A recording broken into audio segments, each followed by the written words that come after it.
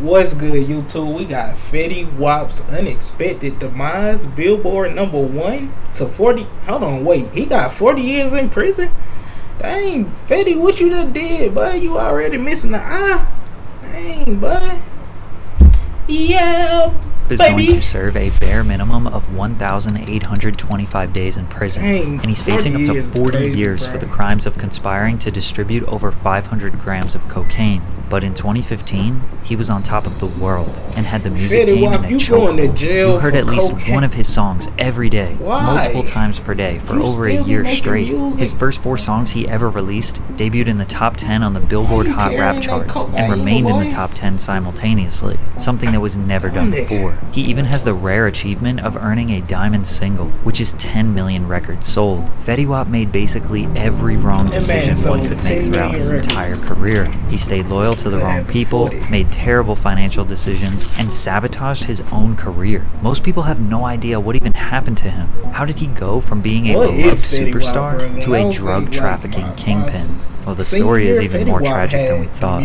Willie Maxwell had all the odds stacked against him, starting with the day he went blind. He was born with glaucoma, which in short causes fluid to build up in the eyes, putting pressure on the optic nerve and making it hard to see. At 6 months old, he had reconstructive eye surgery, and luckily the doctor was able to save one of them. Then at age 12, he decided he didn't like the prosthetic eye and embraced showing his blind eye. I was born with glaucoma, and I lost the eye at 6 months.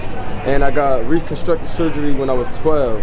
And I just stopped wearing the prosthesis because I didn't want to look like everybody else. To make matters worse, he grew up on the rough streets of Patterson, New Jersey, 22nd and 12th Street to be exact. Kids would bully him because of his eye, so he had to learn how to defend himself at an early age. However, he had one escape, and that was music. Willie played the drums alongside his father, his brother, and uncle in the local church. He was constantly surrounded by music and was putting on performances even as a child. He even took his talents to the school band, but Willie didn't like school, and the kids didn't like him, which led him to dropping out as a teenager. He got his nickname Fetty because he was always trying to get the money, but he never had a job, so he hit the streets to pay his bills. His family didn't support his lifestyle, so he resorted to sleeping on friends' couches and floors. As if times couldn't get any harder, he had his first child. He was broke with no plan and destined for failure until he met Monty, who introduced a way out. Monty was a local rapper in Patterson who introduced Fetty to the music scene. P. Dice and Knit the Grit were other artists who had a little bit of buzz in the city. P. Dice, Monty, Fetty, and a few others started calling themselves the Remy Boys, based on their love for Remy Martin's 1738 cognac. The third song Fetty ever recorded was Trap Queen. He always knew it was a hit, but it went unnoticed for years. Knit the Grit saw potential in the group and decided to quit his own rap career and start a production company / label called RGF Productions, and he signed them. But Knit was new to the business, and he needed help promoting his artists. He got connected with Muscle Team Fuzz, who is an OG in Patterson, rapper, CEO, community leader,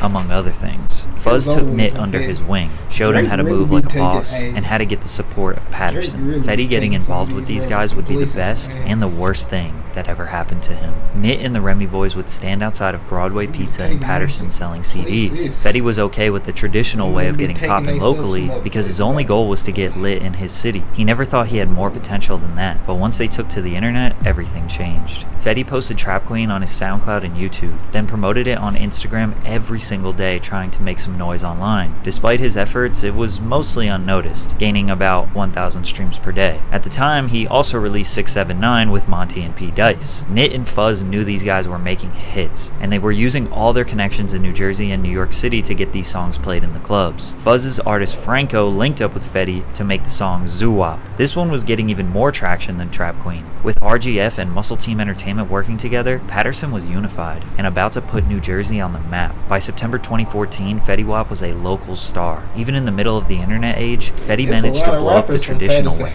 in his city. 1 month later, Bobby Shmurda, who was at the peak of his career, posted a video of himself singing Trap Queen on Instagram. Blogs started covering the song, he did his first interview with Complex, and the internet was trying to figure out who this one-eyed rapper was. He secured a record deal with 300 Entertainment. However, they gave him a small advance of $200,000 because they didn't believe in his other songs. They only thought Trap Queen was a hit. 300 started pushing Trap Queen to radio stations all over the country, and in the beginning of 2015, the music video started gaining over 200,000 views per day. Funk Flex debuted a remix with French Montana been on Hot 97. Rihanna said in an interview that it was the last song she purchased. Then Kanye brought out Fetty to perform at the Rock City Classic in New York City. Shortly after, Trap Queen debuted at number 86 on the Billboard Hot 100, 1 year after it was posted and 2 years after it was recorded. He went from local legend to mainstream household name in just a few months, but he didn't want all the fame for himself. Like, I had a plan of how this shit was supposed to go. He was trying to get the whole Ricky Boys. And that was supposed to be Monty's record. That was Monty's breakthrough record. Like, he was supposed to,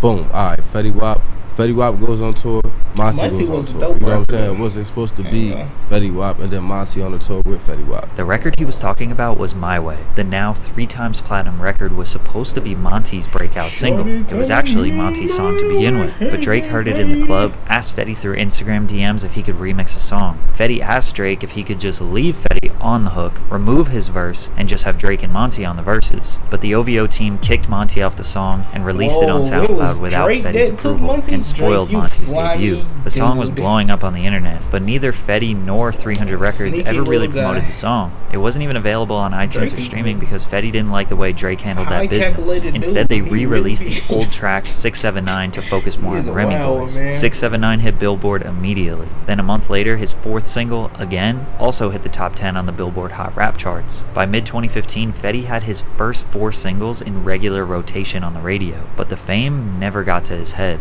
When he made his first $1 million, he gave it to Knit the Grit for signing him to RGF and making all of this possible. But Fetty spent his money recklessly. The most superstar thing if I would have gave him my whole M, I probably would have gave you at least half for getting me there. I wouldn't have gave you my whole thing. On one trip. Yeah. Well, we go to the hotel. Half is fair. Hotel, like, yo, we don't have enough rooms. And I'm like, you know what? I don't want to hear this. Right. Call my man, like, yo, I need a house right now. Right. They're like, you want to rent it? I'm like, nah. Hey, ain't nothing wrong with helping people, but don't be if you on this level that Fetty Wap is on at this point in time in his life. Help people, but don't give him everything, because now look at his situation. Those same people probably was not trying to help Fetty Wap. That's probably why he got them 40 years.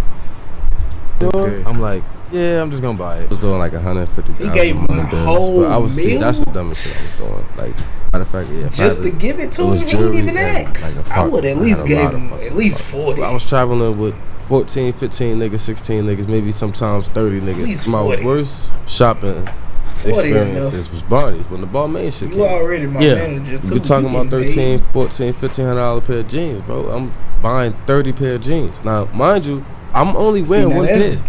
But we spending 45. I'm spending 45,000 on this motherfucker on jeans, bro. I ain't even get my shirt yet. Fetty would travel with 15 to 30 people, paying for all of their expenses, buying them all chains, spending $45,000 on jeans just so everyone could have a pair, bringing them all on stage during his shows. He wanted to show everyone the lifestyle, not because he felt pressure, but because he genuinely loved his people. When his debut album was finalized, he took the Drake feature off of My Way to help Monty, which seems honorable, but this genuinely hurt his career, and Knit the Grit didn't step in to try to force Fetty to do it. Drake and Fetty never talked again. One thing about me at that time, bro, he definitely not gonna talk to you if you take him off the song. At that time, look at Ice Spice. 2015, 2016, you couldn't tell me nothing.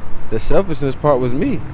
That wasn't for nobody else. That was me. I knew certain shit I could have did to make my shit better, but I ain't want to. Like, bro, a lot of shit that I went through, like I said, I'm happy all that shit happened. But yeah, for the most part, a lot of that shit was my fault. Unfortunately, in the music industry, you have to make sacrifices. Fetty didn't care. His management let him be the boss and make the decisions. He felt more like a regular dude than an industry dude. He hated the idea of connecting with celebrities and networking. He thought it was all fake. He wanted to be with his real friends in New Jersey. He gave everyone from Jersey a feature for free. He hated interviews. He was quiet and humble. He focused on everyone but himself, which is respectable, but not marketable and not good for business. Unfortunately, no matter how much love he showed to the people around him, despite all the money he shared, it got bad for Fetty, and they turned on him. Yeah, everybody got that shit. Everybody. If you from the hood and you make it out, it's the hood curse.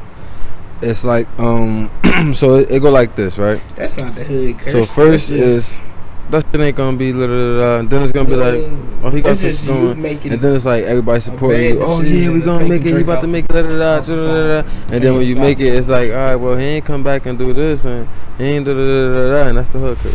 Fetty took care of a lot of people, gave them money, gave them opportunities. What they did with that was up to them. He realized some people took the money and expected more handouts, and some people used it to genuinely kickstart their own careers. But the first fallout started with P. Dice, who was on the last verse of 679, in which Fetty removed from his album. P. Dice wasn't around much, and most people don't even remember him as part of the Remy Boys. What I told Dice was, if you gonna be a Remy boy, be a Remy boy till it's time for you to branch off the right way and bring your team up, my nigga. None of that meal to yourself. Don't come do shows here, do shows there, and think I'm gonna pay you like I'm paying everybody else. It don't work that way, my nigga. I could do 3 shows and be good for a couple months, my nigga. Get that. You just gave me a meal. Couldn't wait for that.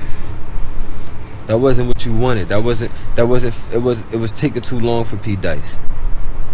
Monty, I ain't had to do him like Monty's well taken care of. But Dice says that the beef originated with Tax G, a New Jersey rapper who claims that Fetty Wap stole his sound and look. Then Dice got into an altercation with Tax G, and in response they pressed Fetty Wap and said, either we go after Dice or all of y'all. And Fetty dropped Dice to avoid the beef with Tax G. We don't know if Dice is telling the truth, but a video did go on the internet of him getting jumped. They ripped me with it at first, then I hit the ground, popped back up. That's when the tussle started. One of them was like, "Yo, that's a valuable lesson out there. That's why you can't be. That's serious." And that's when the phone came out. That's when the recorder started. So now people knew this was serious. Pete Dice started plotting his get back. In the meantime, Fetty had another big song with Lil Dicky called Save That Money, a song with David Guetta, a big song with Kid Ink, one with K-Camp, and another huge one with Fifth Harmony called In My Head. He cruised through 2016 with a bunch of big features. His last big solo song was called Wake Up, which some people consider a hit, but he wasn't even coming close to matching the takeover he had the year prior. Then he found out his own label could have been preventing his growth. Nit the Grit has to sign off on everything that Fetty does. Fetty was loyal to Nit since he brought him up from nothing. Apparently Future, Justin Bieber, and Beyonce all wanted to take Fetty on a world tour during his peak, but Nit tried to negotiate having the Remy Boys and RGF artists on the bill, and obviously they weren't interested. They just wanted Fetty. Allegedly, Nit denied all of these tours and had Fetty go on his own solo tour with the other RGF artists so that Nit could grow his roster instead of catapulting Fetty into even more fame. Nit says that Fetty was the one who didn't want to do it, and that he wanted to stay loyal to his guys. Nit also admits that he had very little business experience and knowledge. He also admits that the lawyer he hired to represent them all the way back to the first deal with 300 wasn't exactly the most top-of-the-line entertainment lawyer. If Fetty had gone on any one of those tours, his buzz probably would have lasted much longer. So it's unclear if Nit was trying to sabotage them intentionally, his lack of experience hurt them, or if it was Fetty just being stubborn. Because as we know, after 2016, Fetty Wap seemingly disappeared. But he wasn't even welcome in his hometown. P. Dice linked up with Muscle Team Fuzz, and they condemned Fetty from coming back to Patterson. So Fetty Wap, if you like that and you saying you run the city, we gonna be on your block shooting this video. You know what I'm saying? Right. With your niggas.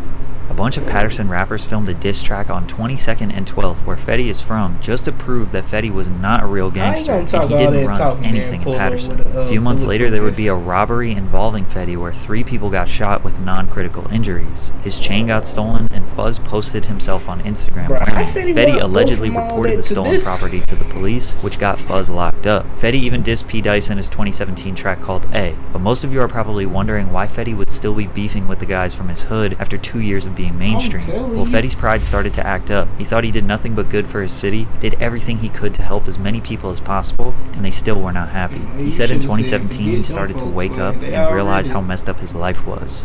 Like 2017, that shit was like a different year for me. You feel me? Like all jokes aside, like I was a little fucked up that year, man. Like I was, you see, I started number chasing.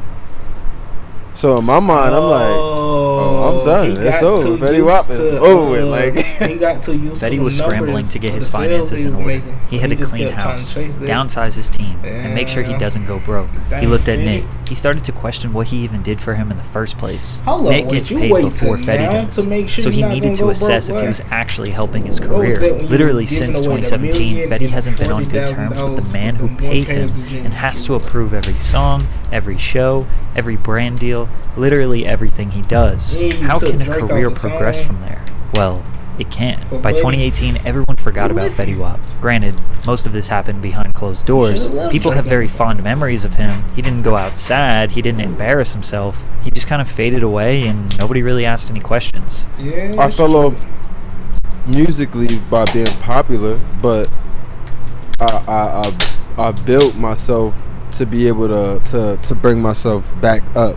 Despite spending money recklessly, Fetty prides himself on being very good with his money, but the charges he was found guilty on strongly suggest that it wasn't just his music money that kept him rich all these years. In October of 2021, Fetty Wap was arrested after he got off stage at Rolling Loud in New York. He was charged with conspiracy to distribute and possess controlled substances. The press release showed that the officers seized 16 kilograms of cocaine, 2 kilograms of heroin, numerous fentanyl pills, 2 9mm handguns, a rifle, a .40 caliber pistol, and ammunition. Maxwell, along with 5 others, allegedly trafficked more than 100 kilos of opioids, including fentanyl, heroin, cocaine, and crack, from the West Coast and sold the deadly drugs in New Jersey and across Long Island, officials said. Now this is big-time drug dealing, not just some small operation. However, a couple weeks later, he got out on a $500,000 bond. It was a big story for sure, but I feel a lot of his mainstream audience didn't even know about this. Plus, he went right out and did a bunch of podcasts, interviews, and went on a press tour for his 2021 album, The Butterfly Effect. This album slipped totally under the radar because it had no hits on it. Fast forward in summer of 2022, his bond was revoked after allegedly threatening to end someone while pointing a strap at them on a FaceTime call, so he was arrested again. In August, he pled guilty to 1 count of intent to distribute controlled substances, including cocaine, heroin, and fentanyl. He still is yet to be sentenced, but he's facing a minimum of 5 years. But the biggest question everyone wants answered: why? Is this a setup? Is he actually a kingpin drug lord? Why didn't he just make music?